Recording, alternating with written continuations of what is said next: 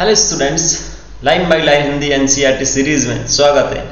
मैं आपका अपना दोस्त धर्मेंद्र कुमार। इस सीरीज में अपन ने 12th क्लास के 5 चैप्टर और 11th क्लास के 4 चैप्टर कंप्लीट कर लिए हैं और आज के सेशन में अपन स्टार्ट करेंगे 12th क्लास का जो नेक्स्ट चैप्टर है, छठा चैप्टर, वंशागति का आणविक सिद्धांत या आणविक आधार। ठीक है, मॉलिक्यूलर बेसिस ऑफ इनहेरिटेंस। और आज का जो टॉपिक होगा वो होगा परिचय। एनसीईआरटी अपन देखेंगे, टॉपिक परिचय अपना है, लेकिन उससे पहले कुछ इस चैप्टर के बारे में बेसिक बातें अपन कर लेते हैं। नीट के पॉइंट ऑफ व्यू से अगर अपन बात करें तो नीट में टोटल 5 से 6 क्वेश्चन का एवरेज इसके अंदर है। चैप्टर थोड़ा सा बड़ा है, इसीलिए क्वेश्चन का वेटेज भी यहाँ पर क्या है, ज्यादा है।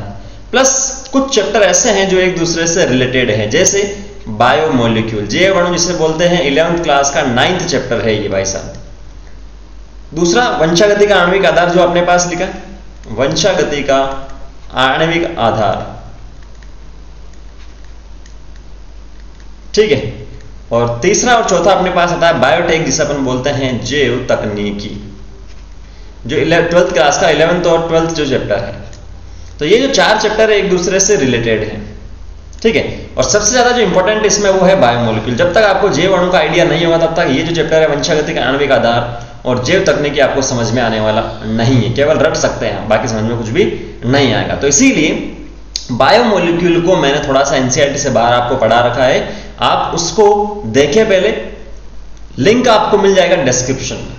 डिस्क्रिप्शन में जाएंगे तो बायोमोलिक्यूल चैप्टर की प्लेलिस्ट वहां पर बना रखी है मैंने, वहां से आप देख सकते हैं इस चैप्टर को समझने के लिए। क्योंकि बायोमोलिक्यूल जैव अणु में अपन 4 प्रकार के जैव अणु की बात करते हैं। न्यूक्लिक एसिड, न्यूक्लिक अम्ल हुआ, ठीक है, प्रोटीन हुआ और कार्बोहाइड्रेट हुआ, ठीक है, या नेक्स्ट अपन जो बात करते हैं सबसे लास्ट में लिपिड हुआ। तो जो अपने पास न्यूक्लिक अम्ल होते हैं वो 2 प्रकार के होते हैं, डीएनए और आरएनए। और उस चैप्टर में डीएनए और आरएनए के बारे में ही डिटेल्स अपने को बता रखा है।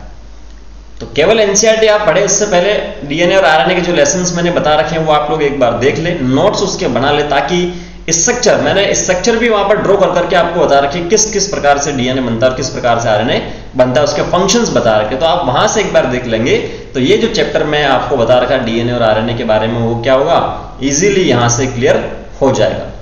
ठीक है, तो ये दोनों पॉइंट आपको ध्यान में रखना। नीट में वेटेज भी ज्यादा, क्योंकि टॉपिक्स आप देखो 10 टॉपिक है, तो 10 टॉपिक को मैं 11 क्लास में कंप्लीट करूंगा, 11 वीडियो में कंप्लीट करूंगा। रही बात एक सिंगल शूट का, कि सिंगल एक बार में क्यों नहीं बना देते साहब आप, तो एक बार में नहीं बनाने के पीछे का रीजन है, मान लो किसी विद्यार्थी को आनुवांशिक कूट में दिक्कत है और मैंने एक ही बार में इसे अपलोड कर दिया, तो वो ढूंढता रहेगा बेचारा, कभी यहाँ कभी वहां कभी वहां। तो इससे अच्छा जो एनसीईआरटी में टॉपिक दे रखे हैं उसके हिसाब से अगर किसी भी टॉपिक में आपको दिक्कत है वो टॉपिक का वीडियो देखिए, किस्सा खत्म, टाइम वेस्ट नहीं होगा। क्लियर है, व्यूज वगैरह नहीं चाहिए अपन को चाहिए स्टूडेंट को यहाँ से थोड़ी बहुत हेल्प मिल जाए। ठीक है, क्लास में भी एक बार में थोड़ी होता है कि 4 घंटे की क्लास ले ली और पूरे चैप्टर को उड़ा दिया, ऐसा नहीं होता है। तो जैसे जैसे मैं पढ़ा रहा हूँ वैसे वैसे आप पढ़ते रहिए, और कोई डाउट हो तो कमेंट कर दीजिएगा। इंस्टाग्राम पर धर्मेंद्र कुमार से मिलूंगा, वहां पे भी आप पूछ सकते हैं। स्टार्ट करते हैं वंशागति का। पिछले अध्याय में आपने वंशागति प्रतिरूपक आनुवांशिक आधार के बारे में पढ़ा था, बिल्कुल 5वें चैप्टर में अपन ने बहुत डिटेल से पढ़ा था।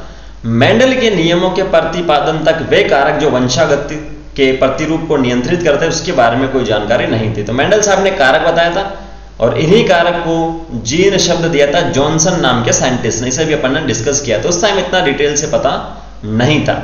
लगभग 100 वर्षों के बाद अनुमानित आनुवांशिक पदार्थ का पता चल गया। 100 वर्षों के बाद, मतलब 1856 से 63 तक मेंडल ने एक्सपेरिमेंट किए थे, उसके 100 वर्ष आप देख सकते हो। तो लगभग एक एवरेज बताया गया यहाँ पर। अधिकतर जीवों में आनुवांशिक पदार्थ डीएनए, डीऑक्सीराइबो न्यूक्लिक अम्ल था।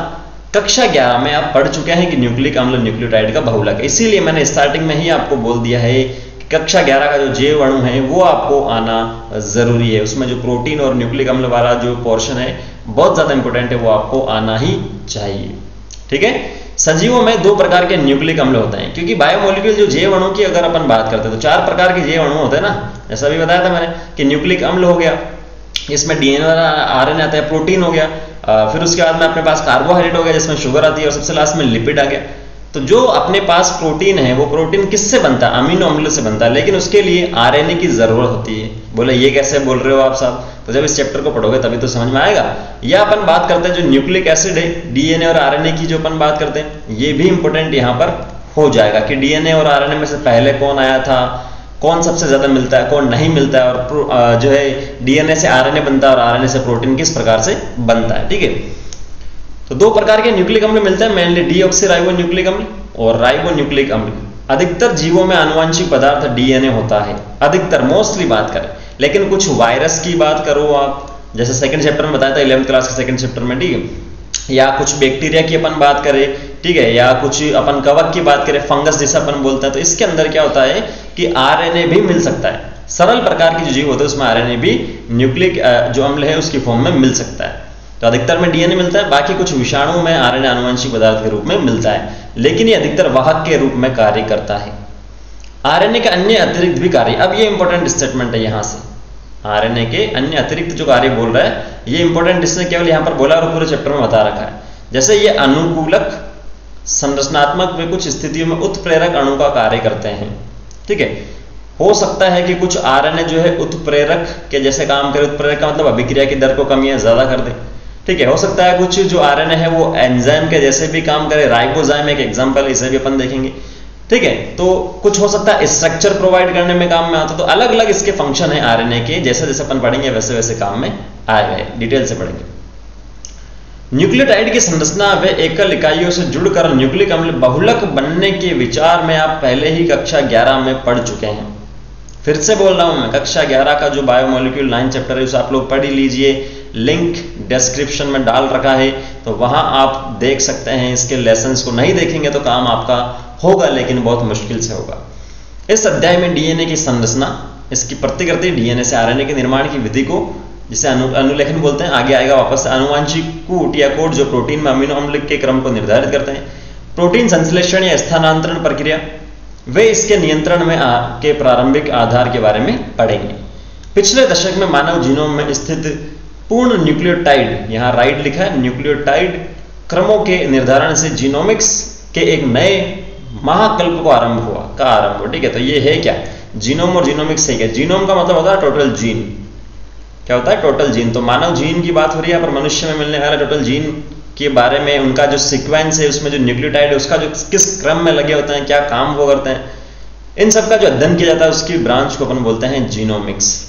क्या बोलते हैं, जीनोमिक्स। तो वो स्टार्ट हुआ था पिछले दशक में। इस अध्याय के अंतिम खंड में मानव जीनोम अनुक्रम की आवश्यक पहलुओं व इसके परिणामों के बारे में वर्णन किया जाएगा।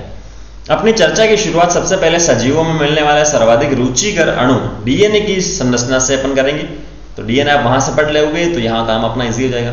आगे के खंडों में इस बात को समझने का प्रयास करेंगे कि यह बहुतायत से मिलने वाला आनुवांशिक पदार्थ क्यों है, वे इसका आरएनए के साथ क्या संबंध है। बहुत ज्यादा इंपॉर्टेंट स्टेटमेंट इसने अपने आप में लिख दिया। एनसीईआरटी की लाइन से लाइन इंपॉर्टेंट होती है।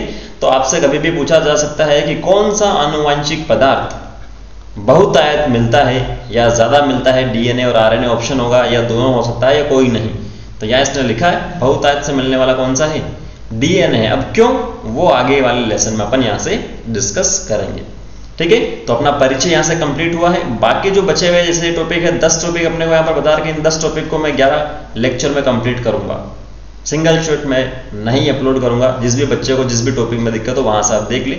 अगर पूरा देखने की जरूरत नहीं है तो क्यों टाइम वेस्ट करना अपना, ठीक है।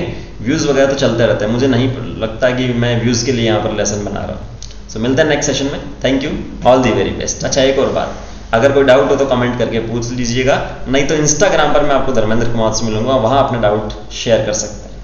Thank you.